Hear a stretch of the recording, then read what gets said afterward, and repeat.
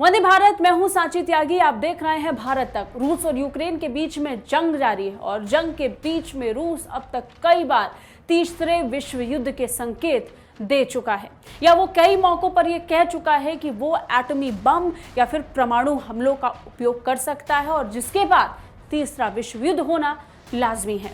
आपको बता दें, अब इस बीच चीन ने रूस के इस दावे को खारिज किया है, जिस बीच रूस के विदेश मंत्री सर्गेई लावरोव ये कहते हुए नजर आए थे कि बहुत जल्द तीसरा विश्व युद्ध हो सकता है और उसको लेकर प्रबलता और भी ज्यादा मजबूत हो रही है। ऐसे समय पर चीन ने यह कहा कि ऐसा नहीं होगा।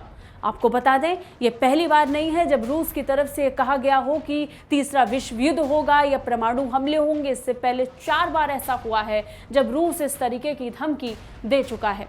इसमें खुद व्लादिमीर पुतिन भी शामिल हैं और इसके अलावा कई अन्य मंत्री और अधिकारी जो रूस को लेकर ये बयान दे चुके हैं। इस बीच चीन ने रूसी विदेश मंत्री सर्गेई लावरोव की यूक्रेन युद्ध को लेकर परमाणु संघर्ष की जो आशंका है, जिसे उन्होंने बहुत गंभीर बताया, उसे खारिज किया है और खारिज करते हुए कहा कि कोई भी तीसरा विश्व युद्ध नहीं देखना चाहता। रूस यूक्रेन संघर्ष के बाद तीसरे विश्व युद्ध के छिड़ने के खतरे के बारे में लावरोव की टिप्पणी पर प्रतिक्रिया व्यक्त करते हुए चीनी विदेश मंत्रालय के प्रवक्ता वांग वेनबिन ने बीजिंग में एक मीडिया ब्रीफिंग में कहा, कोई भी तीसरा विश्व युद्ध नहीं देखना चाहता। हालांकि इस बीच वांग ने आगे कहा कि हमें उम्मीद है कि संबंधित पक्ष संयम बरत सकते हैं, तनाव को बढ़ने से रोक सकते हैं, जल्द से जल्द शांति का माहौल बना सकते हैं।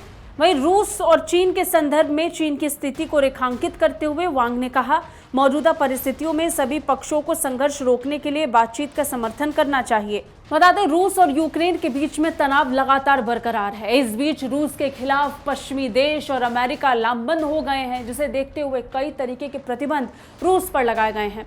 हालांकि रूस की तरफ से कहा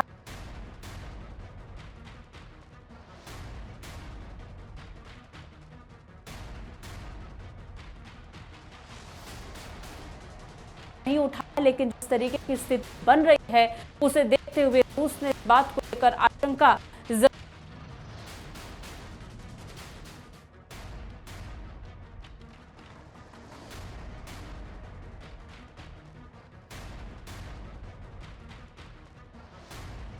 लावरोव ने व्यक्त किया कि तीसरा विश्व युद्ध हो सकता है।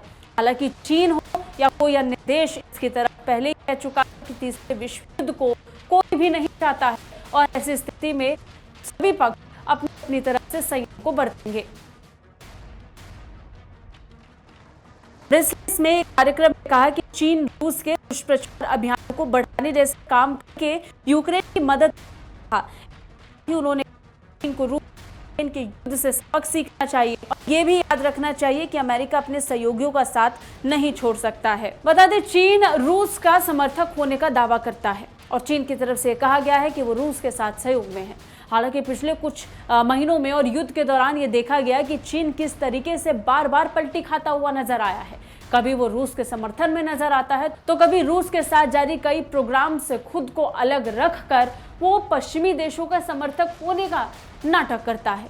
अब इन सब में चीन का ये न्यूट्रल स्टेटमेंट आना जाहिर तौर पर बहुत डिप्लोमेटिक नजर आता है और इससे ध्यान में रखते हुए फिलहाल देखना होगा कि चीन के जिस तरीके के संबंध दोनों देशों के साथ बन रहे हैं वो सामान्य नहीं है। रूस के साथ भी कभी कभी बदलते तेवर चीन के लिए हानिकारक साबित होते हैं, तो अमेरिका के साथ भी उसके बदलते तेवर उसकी साझेदारी को नजर लगाने जैसे लगते हैं। दरअसल रूस के साथ होते हुए भी चीन खुलकर समर्थन व्यक्त करने से बच रहा है। रूस पर कड़े पश्चिमी प्रतिबंधों का दबाव चीन भी महसूस कर रहा है। कुछ दिन पहले ही अमेरिका ने यूक्रेन के साथ युद्ध में रूस की मदद करने पर चीन को प्रतिबंधों की चेतावनी दे दी थी और उस चेतावनी के बाद से ये देखा गया कि कैसे चीन के सुर बदले बदले से नजर आते हैं। वो रूस का खुलकर समर्थन करने से भी बचता है तो अमेरिका के खिलाफ जाने से भी बचता हुआ नजर आता है, क्योंकि चीन को डर है कि कहीं उस पर अमेरिका और पश्चिमी देशों की तरफ से कई तरीके के प्रतिबंध ना लग जाए। तो वहीं रूस की ओर से उसे डर है कि अगर रूस के साथ उसकी साझेदारी बिगड़ी तो इसका सबसे बड़ा फायदा भारत को होगा। और इससे पूर्व में कुछ प्रोग्राम्स में ऐसा देखा भी गया है कि जहां चीन पीछे हटा उसका सबसे बड़ा फायदा भारत को हुआ। यही कारण है कि रूस की कई एजेंसियां इस समय भारत के साथ संपर्क में हैं ताकि दोनों के बीच में साझेदारी और बेहतर हो सके। कैसी लगी हमारी ये रिपोर्ट कमेंट करके जरूर बताइए। बाकी रक्षा और विदेश मामलों से अपडेट रहने के लिए देखते रहिए भारत तक। जय हिंद।